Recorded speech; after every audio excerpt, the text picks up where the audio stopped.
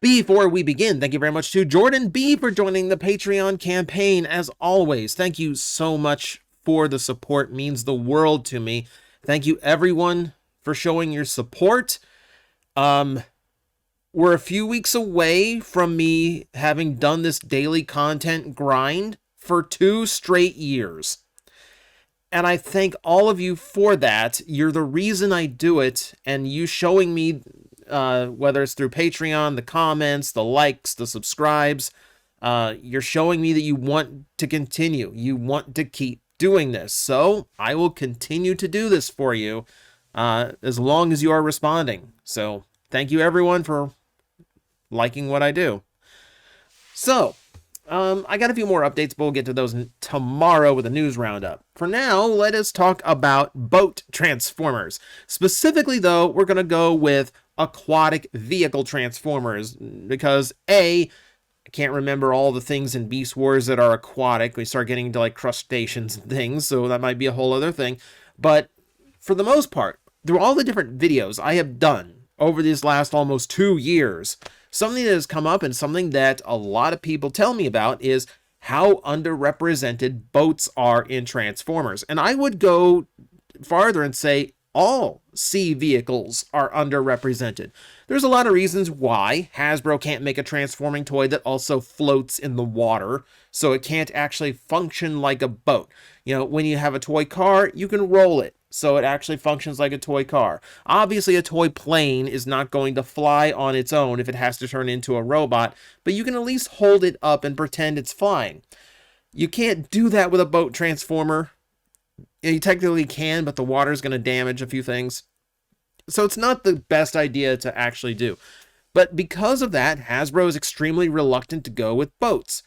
And there might be other reasons, popularity with kids and other such factors, but for the most part, it's highly underrepresented. So today, I'm going to prove how underrepresented. I'm going to show you literally every aquatic vehicle transformer there is, or at least all the ones I can remember.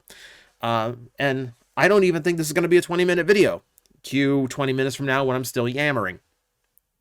And I'm so confident in this, I'm going to throw in all aquatic transformers, including hovercrafts, which is why we are looking at Sea Spray, which is the first aquatic transformer that everyone kind of knows and gravitates to.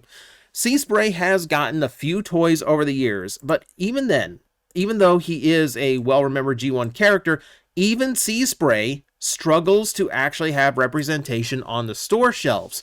So the traditional G1, obviously, that's classic and all that. It's a mini-bot that has not seen a reissue like many of the other mini-bots have. Who knows if it's even still out there and available, now that I think about it. But we do have modern representations. During Revenge of the Fallen, we got something akin to a modernized Sea Spray from G1 that also kind of fit in with the movie. It's a really weird half and half commitment kind of toy that they were doing a lot of during Revenge of the Fallen, especially toward the end of the movie's toy line, and then even more so when they started going to the yellow packaging figures. You'd have G1 characters that had movie style aesthetics. You'd have, these big alterations that look like they could have fit in with a movie, but they're still recognizable. And then you had whatever Bludgeon and all of his 4 different aesthetics in one was going for. But point being, we did see a modern Sea Spray then, and since then we have also gotten one in Titan's Return, which could house a little Titan Master inside as he actually like an actual proper vehicle. And this is about the best one we've gotten so far. It's him, Gears, Power Glide, and then the season, some of the season 3s that have not seen. And Wind Charger that are still on floating around, waiting for their turn to actually have a modern deluxe sized toy. And those deluxe mini bots have actually been really solid figures. So maybe Sea Spray's day is coming soon, but as we've seen, Hasbro doesn't like making boats. They don't like making aquatic things, period. So it might still be a hot minute before we see Sea Spray on the toy shelf once again. There is another one who is just as cursed, if not more so, and that is going to be Broadside. Much maligned Broadside. So, of course, his original G1 toy is one of the more notable, as not being great, but then again, being a boat and a big jet is kind of a nice mix. I mean, the aircraft carrier is okay. It's tiny for an aircraft carrier, but it exists, and it's okay-ish. Yeah, this one, he's a triple changer, so he takes a lot more, and because of the two different vehicles, he is a complicated boy to tackle, even to the point where doing him in a modern Titan's Return figure was rough, to say the least. I think the aircraft carrier mode is decent. The robot mode, I think, could have been a little bit better, a little bit closer to model. It's that... I was going to call it a jet mode. That's clearly not a jet. I don't know what that is, but it's certainly not going to fly. I don't know. I don't know why his legs don't transform. I don't know why they're just stuck up there in some super awkward angle. It looks terrible. He's like really high up on a list where of toys that desperately need another go around. And we're getting a lot of leader class triple changers. You got to think he's going to be due at some point in all of that. So yeah, poor Broadside. Feel bad for Broadside. He's had two toys and both of them are pretty bad for their time. But is what it is. Let's hope for the best for the boy. Moving on, we are introduced to Quick Switch, who is, as a boat, is generous. I mean, I think it's generous to call it a boat. I mean, the parts that feel like it would be a boat don't even hit the floor. It just kind of goes off of these like little floating skiffs on the underside. I mean, I see the top of the boat. Top of the boat's there. I don't know what these big blocks on the side that keep the bottom of the boat from touching the ground are, but, you know, it's there. It's a start. It's something. It's certainly not the worst boat I have seen making this video. You'll get to those here in a minute. This is also a good time to mention I'm not going to bring up all of the repaints of a lot of these, because that would make it a little bit too long to do. And it's mostly just the same figures over and over in different color schemes. We're just going to stick to like unique molding here. We'll go to Micromasters next, where we can see Sea-Watch, little fuzzy in the video, or in the photo, because it's a little bit small, which is a good time to mention that these are tfu.info images, because they have the best shots for just like a lot of vehicle modes for a lot of these more obscure ones. So great archive, and also the only way I could actually do this video, because you can identify random figures there. But as a structurally sound little boat toy, he's fine. There's nothing really wrong with Sea-Watch. He looks good for a tiny little boat former. He is joined by a duo, Power Run and Strike Down. Now, this was fun. So we already know that Micro Machines is kind of aping the concept of Micromasters are aping the concept of Micro Machines, because there was a tiny toy craze in the late 80s and early 90s. Another line from that time were called connectables. They were long vehicles you could pull apart into different sections and rearrange however you wanted. That's kind of what we've got going on here. To be honest, I can't remember if one or the other came first. Point being, you could take this thing in half and mix it around with others that had the same little connection ports to make your super weird vehicles. So if you wanted something to be half of a military style hovercraft, you could have that should you choose. Now, we are about to enter the pretender block of this, because if we go by like a per capita system, if we go by like average for their type of transformer, it's the pretenders who have the most, like the highest percentage of aquatic vehicles. But let's be honest, most pretenders just kind of look like the same yoga pose, just laying flat on the ground with arms and legs stretched out like you're folded in half.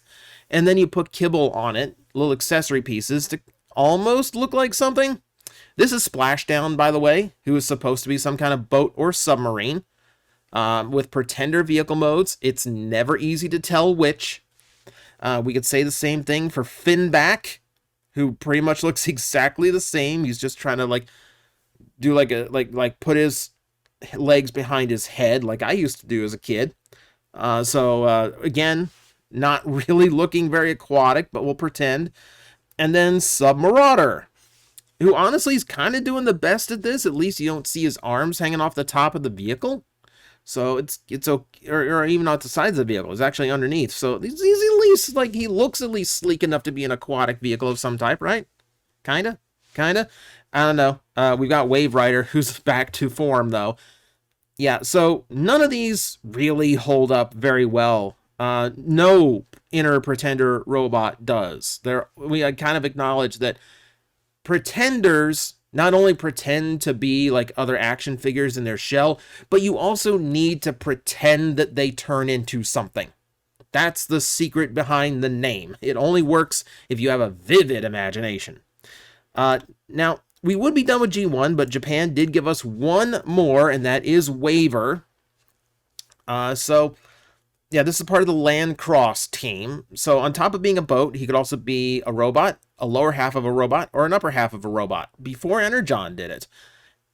And again, he's kind of on these like floating pontoon things, but at least he's got a proper boat shape.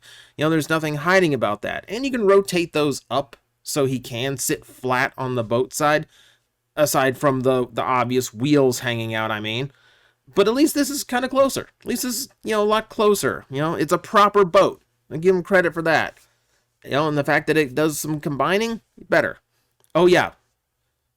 Robot, upper half, lower half, and part of a combiner on top of the vehicle mode. That's 5 modes. These things are really neat. Generation 2 was graceful enough to give us a whole 1 aquatic figure, and that is going to be Manta Ray. Now, to be fair, kind of a cool vehicle, right? It's actually surprising to me that this is not something more common. Like, something I noticed going through all these aquatic vehicles, there's actually very few speedboats. And when you think about how, you know, like a boat that would be cool to look at, speedboats should be pretty high up on the list. Especially something like this that's, you know, like a racing style boat. It's kind of weird that they don't go for this very often. It's not the only one on the list. It's kind of weird that it is something rare. So let's get out of the G1s and the G2s. Let's move into the 2000s now, because the Unicron Trilogy was actually kind of generous with its boat loadout. The big one, of course, is going to be the C Minicons. We get 3 whole boats in one package, and they repainted these guys a ton of times, so I could go on and on a list just on Minicon repaints, but for now, let's just assume there's a ton, and it's all just kind of these 3 guys. Now, if we're talking all types of aquatic vehicles and hovercraft, there are a few more that we can throw in. Energon redid Grindor into a hovercraft, though I will admit, this one just kind of gets in on a technicality because we're doing hovercrafts. I wouldn't really call this an aquatic vehicle mode, but I guess any hovercraft technically is. I don't know. We'll count it for now because this list is already thin enough. But we will encounter Deep Dive from Cybertron, one of the giant planet minicons that was supposed to be a no, I don't think this was supposed to be like a Armada or Energon set that came out late. This is specifically for Cybertron. But it is a really good one, and actually extraordinarily rare. If you take out the imaginary figures from Pretenders, this is basically the only Transformer that is very obviously supposed to be a submarine, which makes it one of the rarest vehicle modes of any Transformer to actually exist. There is a whole video I need to make someday that is just, here are all the Transformers that are one-of-a-kind vehicle modes in the line. Because it's a fascinating list with some really eclectic choices. So there's only one submarine that actually looks like a submarine, and here you go, it's a Minicon. Moving up, Cybertron did give us a couple more we can talk about. For starters, there was Short Round, who was essentially a modernized design for Sea Spray. Granted, big claw hands, but you know that wasn't so bad at the time, right? Yes, this is the one with the fan mode toilet form. Man, you people will do anything with your Transformers, won't you? The one that you also talk about is Thunderblast, another very rare female figure at the time who was designed to be female, and as such, the entirety of her let's be fair. 90% of her vehicle mode is just shell that becomes a wing pack on her back, right? So at the very least, she's a speedboat, so she looks cool, and she's got a big missile pod on the back. So, you know, she's kind of like a speedboat a James Bond villain would use, but it's a speedboat nonetheless. The one you're probably waiting for is a year earlier in Energon. Yes, we can talk about Mirage. We're talking about speedboats that look like they were used by supervillains. This definitely fits the bill. This is a cool one. Lots of flip-out missiles, different ways of customizing how the vehicle mode itself it looks. Toy-wise, I was never as big on this as a lot of other people were because it is very shell former. It is very kibble-loaded. It does look cool, but I do think it is hampered in play function by just like big boat shells hanging off of him. Nevertheless, probably one of the most popular of all of the aquatic transformers there is. Certainly one of the best looking, according to most people. Now, me personally, if we're talking Energon boats especially, I kind of preferred Sharkticon. This is another one where technically he's a submarine, but you kind of have to imagine it. It's a little vague on whether it is or isn't. He kind of splits the difference between submarine and battleship, I find. Whichever one you view him as, I love this thing. I absolutely love this design. Even though it looks like the back half of him had its armor blown off compared to the front half, I still think it's a really cool look. I think it's a really cool figure. It's why I was happy that it got repainted into like two of the repaints I wanted, the Sharkticon and Skybite, and then one I didn't realize I wanted, which was the Axolon itself. Still cool to me that this is the only mold that in some way has represented Autobot, Decepticon, Maximal, and Predacon. I think that's actually a really cool, quartet of accomplishments. Energon did give us one more, though we have to be a little bit silly about it. There is a battleship from Omega Supreme. Half of him is aquatic. The other half is some kind of like crane train. It's a super weird one because it really is just like his leg, the side of his body, and his arm just kind of all like crunched together and straightened out to form a battleship.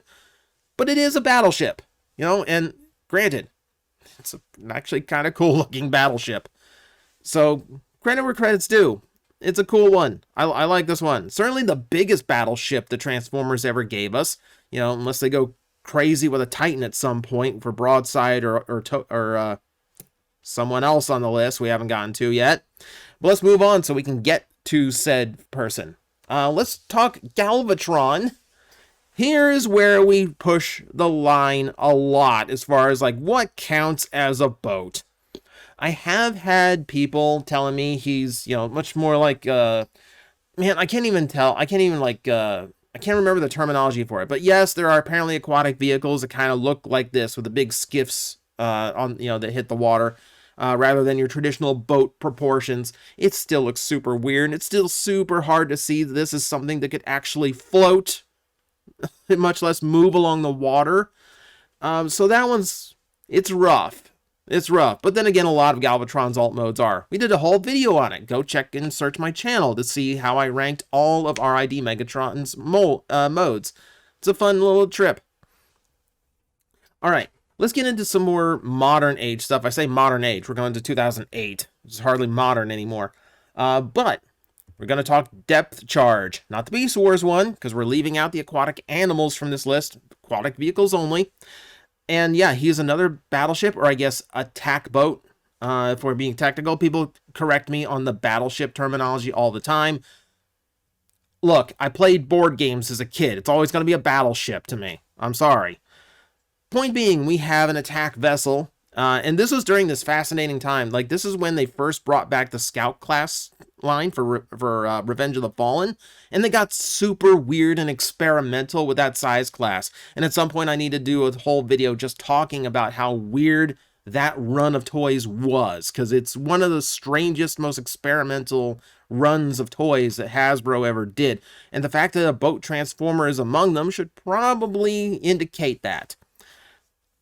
Getting a little bit farther ahead, now we can talk about the other split-nose boat, and that is Undertow from the Power Core Combiners. This is one of the better received ones, not only because it was a very rare boat, but just because it looked cool. Both modes, it actually looked really cool. and functioned better than a lot of those Power Core, like torso-based figures did. He's a nice one. He's a really, really nice one. You know, if I ever rank Power Core toys, he's going to be pretty high up on the list, not going to lie. And yeah, a big part of that is because boat cool and boat rare. There are some modern depictions, and I do mean like, you know, far more proper, like in the last 10 years or so. And that brings us to Rescue Bot's Heat Wave, in that fun time where they're just like tossing around vehicle modes to everyone. Like, and it's a kind of a clever scheme of like keeping the character, but just changing the alt mode. So kids still get to buy their favorite characters while still getting something completely new and fresh out of it. It's a genius little way of running a toy line. And yeah, we got a boat. There are others. Now that I have like... now that I have gone this far in, I do realize that I have missed one, much to my chagrin. So I remember I used tfu.info for this. The site is a little bit outdated, so some much more newer ones are not listed. I believe it's High Tide, the other rescue bot who's a big salvage boat. That one, unfortunately, I don't have an image of, but we'll include them here in the list too, just to mention it. And thankfully, I can't remember any boats that have been made in the last few years that the website might not include yet. So I'm going to go with what we got right now. As far as I can tell, the most modern one is going to be Titan's Return Loudmouth. You know, as far as like brand new boat characters are, though it's not technically a new character. The head of which I think is based on Hosehead. Regardless, it's a really small boat. It's just like a one-seater, like gentle, like gentle trip around the lake kind of boat. It doesn't really look like a speedboat. It doesn't really look particularly cool. It's just like, oh well, we'll do a boat. Why not a boat? And yes, I know the one you're all talking about. I know the one that you mentioned. I'm saving him for last because it's the one we always talk about. It's Tidal Wave. 3 boats in one, and then a super boat. Love this toy. So the debate will endlessly continue until a new Titan or Commander or Leader class Tidal Wave is actually announced. It is still up in the air which it's going to be.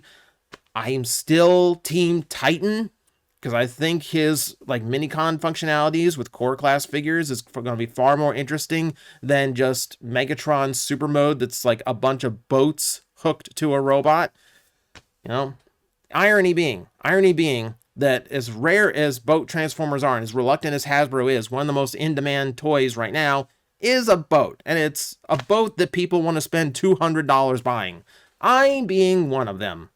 So that's the list. And yeah, I can tell. I had to pause and jump cut because I got a phone call. But I can tell this is already, without editing it, is already over 20 minutes. I told you what happened. Point being, I can get all of the boat transformers there are out in one single video, which in a franchise that's almost about 40 years old, that's saying something. For something that is a fairly common vehicle, kind of shocked at how low the representation is and how rare they are to go to it. So maybe they get a little bit experimental and do some weird things and we see a few more boat characters coming out, but for now, this is what we got. So thank you for watching. This has just been another little rundown video with a little bit of information for you. Always appreciate your views, your shares, your likes, your subscribes. Helps me out a lot. And I will see you next time. I'm like, I think you guys got this. I will back away, and I will see you all later. You've got this handled. Alaffi's like, really? You're not gonna help me? Like, it's fine now. It's like these disgusting creatures breathing down my neck, and you're all just like, I believe in you. You got this. All right, you seem to have this. 5 minutes.